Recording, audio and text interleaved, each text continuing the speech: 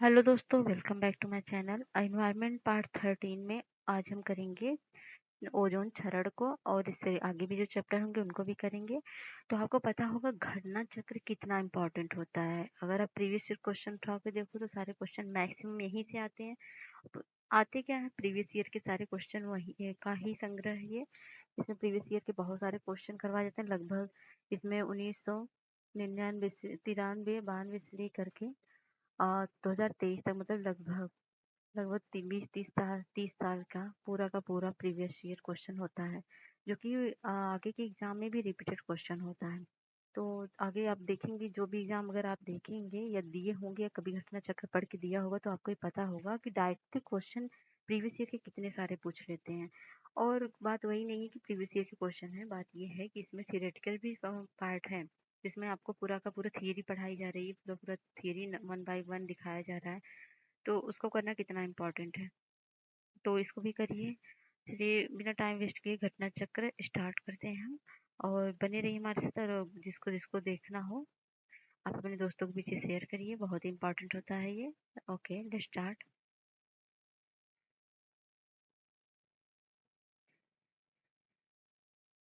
तो ओजोन परत क्षरण के बारे में आज हम बात करेंगे। तो ओजोन की परत क्या होता है? तो स्ट्रेटोस्फीयर मतलब समताप मंडल में ओजोन का निर्माण मुख्यतः पराबैंगनी का अल्ट्रावायलेट रेज को द्वारा रेडिएशन द्वारा होता है। ये संपूर्ण क्रिया 2 चरणों में संपन्न होती है। पहले चरण के अंतर्गत सूर्य के प्रकाश में उपस्थित उच्च ऊर्जा युक्त किरणें ऑक्सीजन मतलब O2 पर प्रहार कर उसे 2 परमाणुओं में तोड़ती हैं। दूसरे चरण प्रत्येक ऑक्सीजन परमाणु ऑक्सीजन और उससे क्रिया करके O3 का निर्माण करते हैं। यह क्रिया निरंतर तब तक चलती रहती है जब तक समताप मंडल में पराबैंगनी किरणें उपस्थित रहती हैं। ओजोन 3 मतलब O3 ऑक्सीजन के 3 परमाणुओं से मिलकर बना होता है। जैसे देख रहे हैं आप, O3 लिखा है तो 3 परमाणु हैं। जमीन के सतह के ऊपर अर्थात निचले वायुमंडल में एक खतरनाक दूषित है, जबकि ऊपरी वायुमंडल में ओजोन परत के रूप में सूर्य की पराबैंगनी किरण अल्ट्रावायलेट किरणों से पृथ्वी पर जीवन को बचाती है। मतलब पृथ्वी के ऊपर अगर है ये तो हानिकारक है, लेकिन जब पृथ्वी के ऊपर समताप मंडल में होती है तो ये हानिकारक किरणों को पृथ्वी तक पहुंचने से रोकती है। ओजोन परत मुख्यतः स्ट्रेटोस्फियर के निचले हिस्से में पृथ्वी के लगभग 10 से 50 किलोमीटर ऊंचाई पर अवस्थित रहती है, परंतु परत के रूप में इसका सर्वाधिक केंद्र 15 से 30 किलोमीटर के मध्य ही पाया जाता है। इसका 10% स्ट्रेटोस्फियर तथा 90% स्ट्रेटोस्फियर में समताप मंडल मतलब ट्रोपोस्फियर में 90% और स्ट्रेटोस्फियर में नहीं, सॉरी, ट्रोपोस्फियर में 10% और स्ट्रेटोस्फियर में 90% पाया जाता है। यह परत सूर्य की हानिकारक मतलब अल्ट्रावायलेट रेज को पृथ्वी पर आने से रोकती है। ओजोन परत का मुख्य भाग समताप मंडल में पृथ्वी की सतह से 20 से 35 किलोमीटर की ऊंचाई के मध्य पाया जाता है।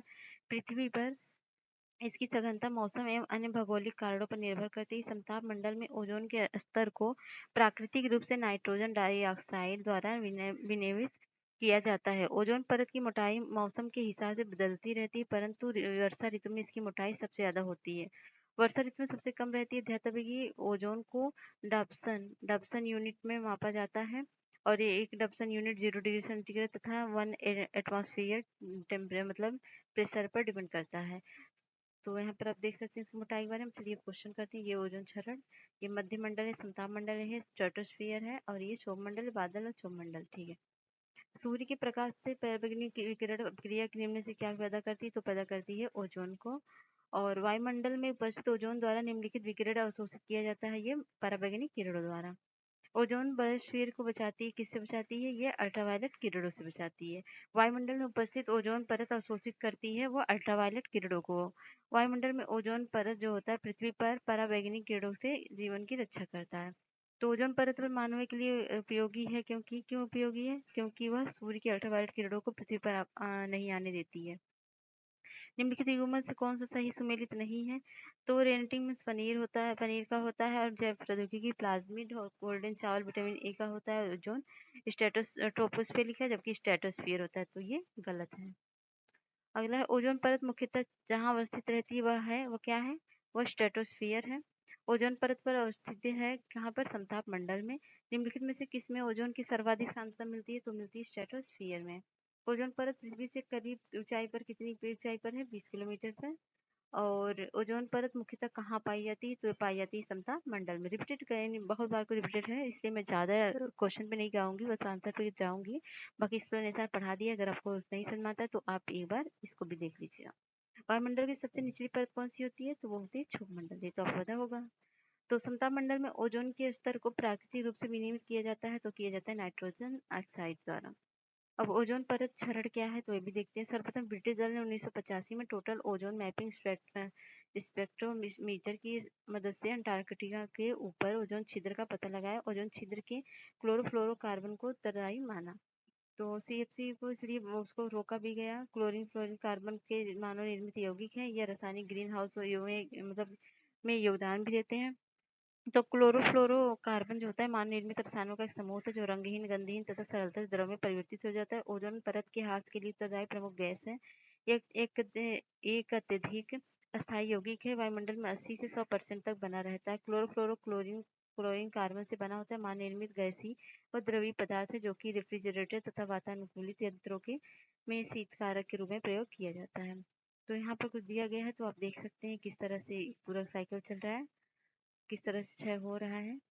अब देखते हैं, फोटान है, ये परमाणु है, इसका ब्रेकडाउन O3 है, तो यहाँ से आ रहा है O3, यहाँ से आ रहा है O3, अल्ट्रावायलेट को किस तरह से रोक रहा है और किस तरह से सब नाइट्रोजन से मतलब नाइट्रोजन में जाके मिल रहा है, ये कहाँ कहाँ O मिल रहा है, इस तरह से आप देख सकते हो। ठीक है, वायुमंडल में विद्यमान ओजोन परत से आने वाली हानिकारक पराबैंगनी किरणों को रोकने का कार्य करता है, इससे पृथ्वी का जीवन सुरक्षित होता है।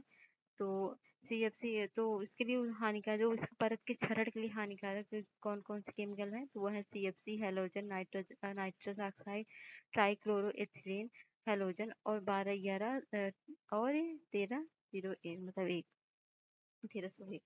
वायुमंडल में उपस्थित ओजोन के क्षरण को क्लोरोफ्लोरोकार्बन का एक प्रमुख कारण है। वायुमंडल में ध्रुवीय भागों में ओजोन का निर्माण धीमी गति से होता है, अतः ओजोन के क्षरण का प्रभावी सर्वाधिक ध्रुवों के ऊपर लक्षित होता है। ठीक है, तो यहाँ पर अब क्वेश्चन करते हैं, इनमें से कौन क्लोरोफ्लोरोकार्बन के लिए सत्य नहीं है? तो वह है ग्रीन हाउस प्रभाव में योगदान नहीं करती, बल्कि योगदान करती है। और निम्न में से कौन सा तंत्र सही सुमेलित नहीं है? तो देखते हैं, carbon dioxide thermal power station, chlorofluorocarbon automobiles. तो ये जो है ये सुमेलित नहीं है, ऑटोमोबाइल से नहीं होता बल्कि रेफ्रिजरेटर वगैरह से होता है। ठीक है, तो ओजोन छिद्र के लिए कौन उत्तरदायी है? तो ओजोन छिद्र के लिए कार्बन डाइऑक्साइड है, क्या है? तो ये है सीएफसी। ओजोन छिद्र का कारण क्या है? तो सीएफसी है, क्लोरोफ्लोरोकार्बन है। निम्नलिखित में से कौन सी गैस ओजोन परत के क्षरण के लिए उत्तरदायी है? तो वह है क्लोरोफ्लोरोकार्बन। तो ये सेम क्वेश्चन रिपीटेड, यहाँ पर भी वही है, ओजोन परत को सर्वाधिक नुकसान पहुंचाने वाला क्लोरोफ्लोरोकार्बन। कितनी बार वही क्वेश्चन पूछा गया देख लीजिए, वायुमंडल में से किसकी उपस्थिति ओजोन परत का क्षरण होता है? तो ये है, और ये भी वही क्वेश्चन है, कितनी बार वही क्लोरोफ्लोरोकार्बन पूछा है। तो इसके बाद है, निम्नलिखित में से कौन सा एक ओजोन परत की छेड़ता के लिए उत्तरदायी नहीं है? तो नहीं, ये पूछा है विलायक के रूप में प्रयुक्त मेथिल क्लोरोफॉर्म नहीं, बल्कि सीएफसी है, और 1211 और नाइट्रस ऑक्साइड ये सब है। निम्न ग्रीन हाउस गैसों में से ऐसी कौन है जिसके द्वारा ट्रोपोस्फियर में ओजोन प्रदूषण नहीं होता? तो वह है कार्बन मोनोऑक्साइड। तो ओजोन छिद्र का निर्माण सर्वाधिक होता है अंटार्कटिका के ऊपर।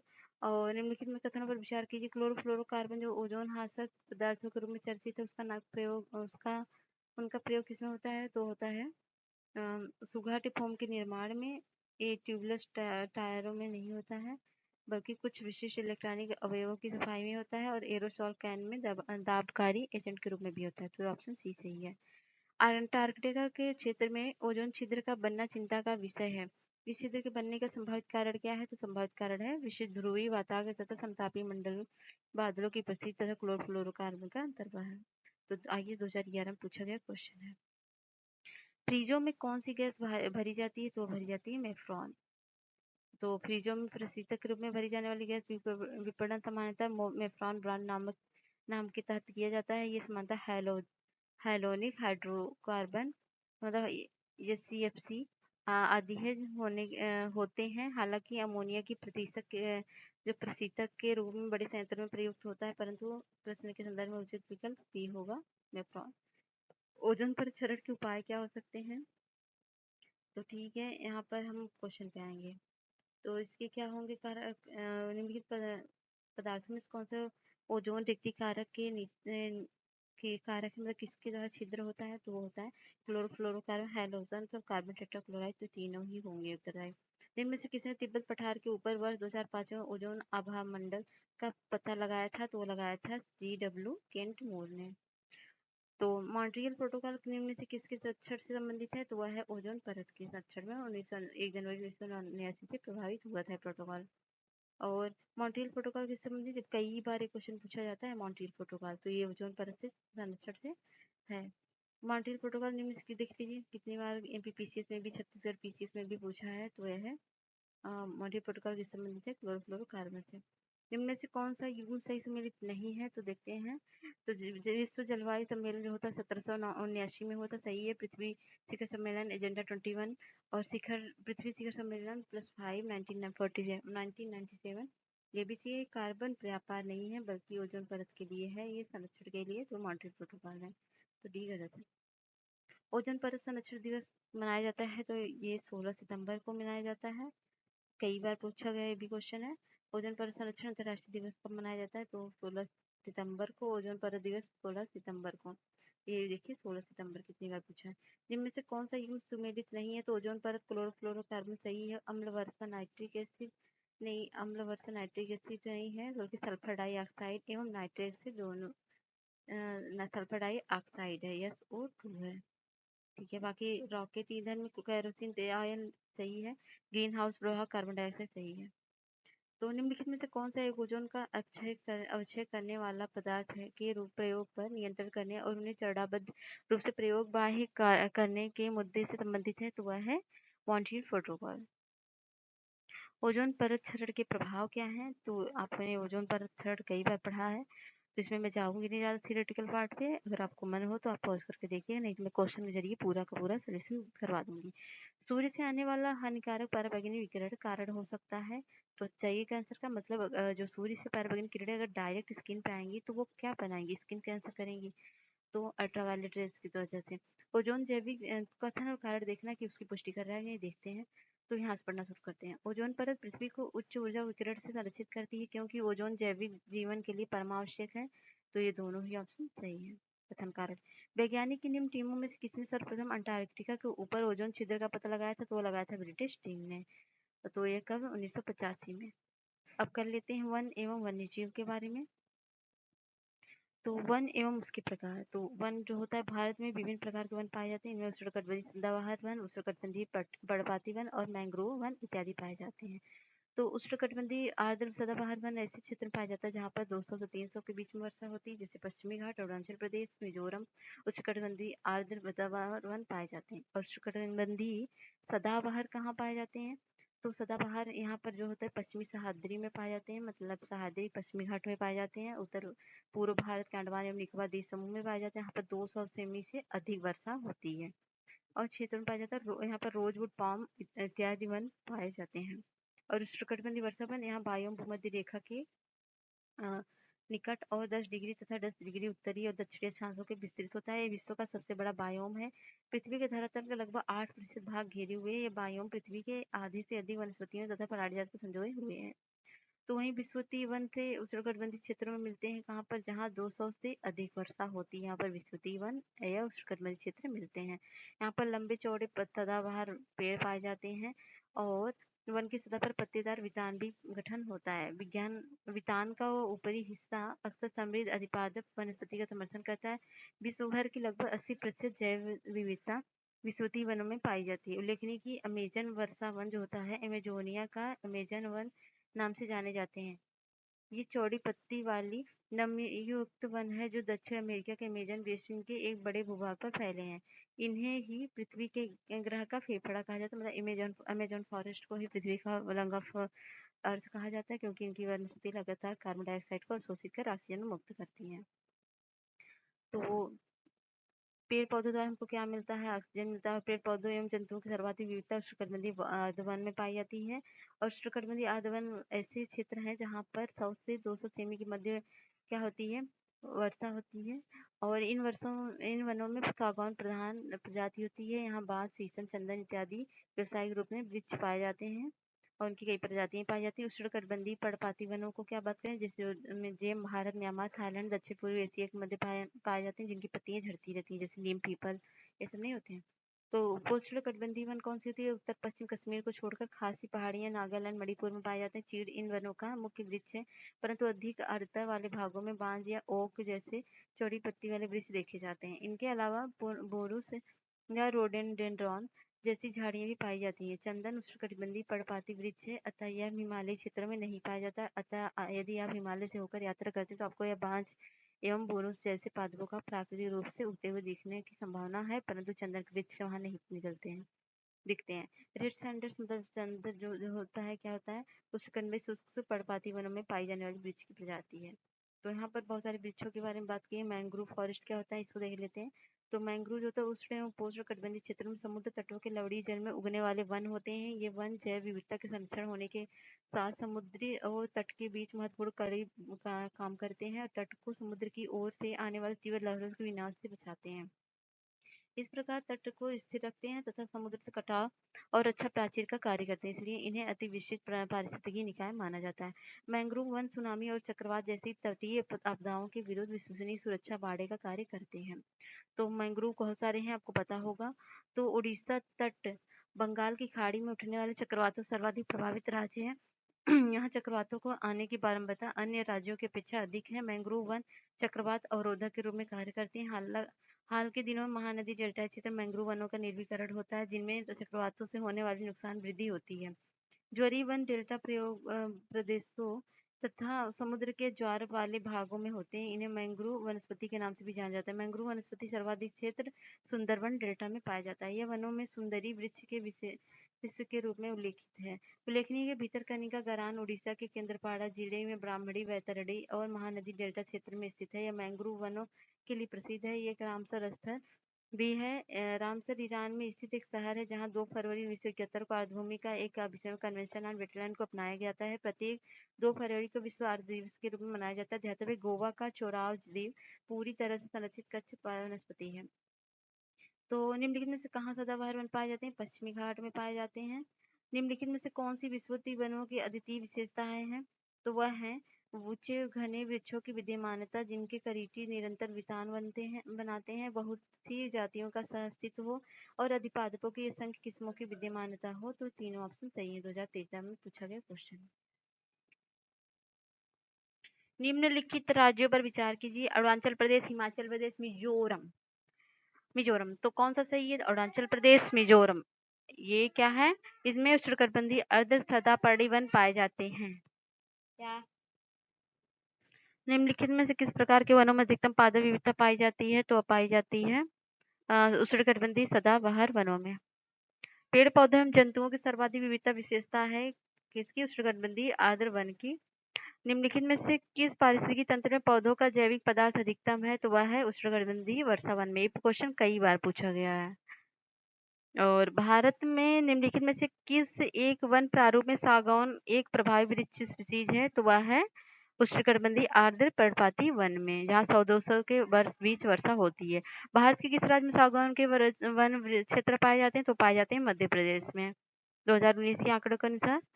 तो भारत में मैंग्रोव वनस्पतियां मुख्यतः पाई जाती हैं। कहाँ पाई जाती है? सुंदरवन में। भारत के निम्न स्थान में से कौन सा स्थान मैंग्रोव वनस्पति के लिए प्रसिद्ध है? तो वह है सुंदरवन डेल्टाई क्षेत्र। वाणिज्यिक दृष्टि से लाभप्रद वृक्षों की एक पादप कृषि की अनुमापन प्राकृतिक छटा को नष्ट कर रही है। इमारती लकड़ी, विचार शून्य रोहन, ताड़ रोपण के लिए विशाल भूखंडों का निर्वीकरण, मैंग्रोव का विनाश, आदिवासियों द्वारा लकड़ी की अवैध कटाई और अनाधिकार आखेट समस्या को अधिक ही जटिल बनाते हैं। अलावड़ जल कोटरिकाएं त्वरित गति से सूख रही हैं, क्योंकि निर्वनीकरण और मैंग्रोवों का विनाश हो रहा है। इस उदाहरण में निर्देशित स्थान है वह है सुंदरवन। तो निम्नलिखित में से कहाँ पर एक संरक्षित कच्छ वनस्पति क्षेत्र है? तो वह है गोवा में। भारत के निम्नलिखित क्षेत्रों में से किस एक में मैंग्रोव वन, सदापर्णी वन और पर्णपाती वनों का संयोजन है? तो वह है अंडमान एवं निकोबार द्वीप समूह में। निम्नलिखित जंगलों में से कौन सा जंगल पृथ्वी ग्रह के फेफड़े के रूप में जाना जाता है? तो वह है अमेजन वर्षा वन। और निम्नलिखित में से किस महाद्वीपीय उष्णकटिबंधीय पर्णपाती वनों का विस्तार अधिक है? तो वह है एशिया का। तो एशिया का अधिक है कहाँ पर? भारत, म्यांमार, थाईलैंड, दक्षिण पूर्वी एशिया, अन्य भागों में पाए जाते हैं। समाचार में कभी-कभी दिखाई देने वाला रेड सैंडर्स के संदर्भ में निम्नलिखित कथन पर विचार कीजिए। दक्षिण भारत के एक भाग में पाई जाने वाली एक वृक्ष की जाति है और यदि यह जो है दक्षिण भारत के उष्णकटिबंधीय वर्षा वन क्षेत्रों में अधिक महत्वपूर्ण वृक्ष में से एक है, तो एक गलत है, एक सही है। क्योंकि रेड सैंडर्स जिसे रक्त चंदन भी बोलते हैं, दक्षिण भारत के उष्णकटिबंधीय शुष्क पर्णपाती वनों में पाई जाने वाली वृक्ष की प्रजाति। इसका वैज्ञानिक नाम टेरोकॉर्पस सेंटेलिनस है। यह वृक्ष आंध्र प्रदेश के पालकोंडा व शेषाचलम पर्वत श्रेणियों में मुख्यतः पाई जाती है। भारत में के निम्नलिखित पारिस्थितिक क्षेत्रों में कौन सा सही है? तो वह है दक्षिण पश्चिम घाट गलत है, सही है। और तराई दुआर चौड़ी पत्ती वाले वन ये भी सही। कच्छ कारड़ घास के प्रदेश है ये भी सही है। पूर्वी दक्कन पठार आर्द्र वन है ये गलत है क्योंकि शुष्क सदाबहार वन है। यहाँ मिलान करना है। उष्णकटिबंधीय वन कहाँ पाए जाते हैं? तो वह पाए जाते हैं साइलेंट वैली में। और शंकु वृक्ष कहाँ पाए जाएंगे? शंकु वृक्ष पाए जाएंगे हिमाचल प्रदेश में। कच्छ वनस्पति कहाँ पाई जाएगी? तो कच्छ वनस्पति पाई जाएगी सुंदरवन में। और पतझड़ वन पाए जाएंगे राजस्थान में। ठीक है, तो यहाँ पर देख लीजिए मिलान जो होता है डी सही है और यहाँ पर मिलान दिया भी है, इसको याद कर लीजिए। 2004 की सुनामी ने लोगों को यह महसूस करा दिया कि गरान तटीय आपदाओं के विरुद्ध विश्वसनीयता सुरक्षा बाड़े का कार्य करते हैं। गरान सुरक्षा बाड़े के रूप में किस प्रकार का कार्य करते हैं? तो वह करते हैं गरान के वृक्ष अपनी सघन जड़ों के कारण तूफान और ज्वार के भाटे में नहीं उखड़ते हैं। यह है, बाकी ये सब सही नहीं है। उड़ीसा तट भारत में सर्वाधिक चक्रवात प्रवण क्षेत्र है। महानदी डेल्टा क्षेत्र में भारी मात्रा में मैंग्रोव का निर्वीकरण हुआ है, तो ये कथन और कारण दोनों सही हैं। तो भितरकनिका गरान के संदर्भ में निम्नलिखित कथन पर विचार कीजिए। ये वंशधारा और सुवर्णरेखा नदियों के डेल्टा में स्थित है और ये पश्चिमी बंगाल में स्थित है। दोनों को दोनों सही नहीं है क्योंकि ये जो है उड़ीसा में है। भितरकनिका गरान उड़ीसा के केंद्रपाल जिले में ब्राह्मणी, वैतरणी और महानदी डेल्टा के बीच में है। यह मैंग्रोव वनों के लिए प्रसिद्ध है। यह रामसर स्थल 2002 में घोषित हुआ था। इसका ऑप्शन डी सही है। और अगला क्वेश्चन है निम्नलिखित कथन पर विचार करना। टेक्सास वृक्ष हिमालय में प्राकृतिक रूप से पाया जाता है। टेक्सास वृक्ष रेड डाटा बुक में सूचीबद्ध है। टेक्सास वृक्ष के टैक्साल नामक औषधि प्राप्त की जाती है और पार्किंसंस रोग के विरुद्ध ये क्या करती है? प्रभावी होती है। तो तीनों के तीनों ऑप्शन सही है। आईएएस 2010 से पूछा गया क्वेश्चन है। अगला है मैंग्रोव कुछ समुद्र तटों के सीमावर्ती उष्णकटिबंधीय उपोष्णकटिबंधीय क्षेत्रों के अति विशिष्ट वन पारिस्थितिकी निकाय होते हैं। वे तट रेखा को स्थिर रखते हैं और समुद्र द्वारा सीमा उल्लंघन के विरुद्ध प्राचीर का काम करते हैं। तो ये भी कथन और कारण दोनों सही है। आईएएस 1996 में क्वेश्चन पूछा गया। यदि आप हिमालय से होकर यात्रा करते हैं तो आपका वहां निम्नलिखित में से किस पादपों को प्राकृतिक रूप से उगते हुए दिखने की संभावना है? तो वहां बांज भी दिखेगा, बुरुस भी, चंदन भी।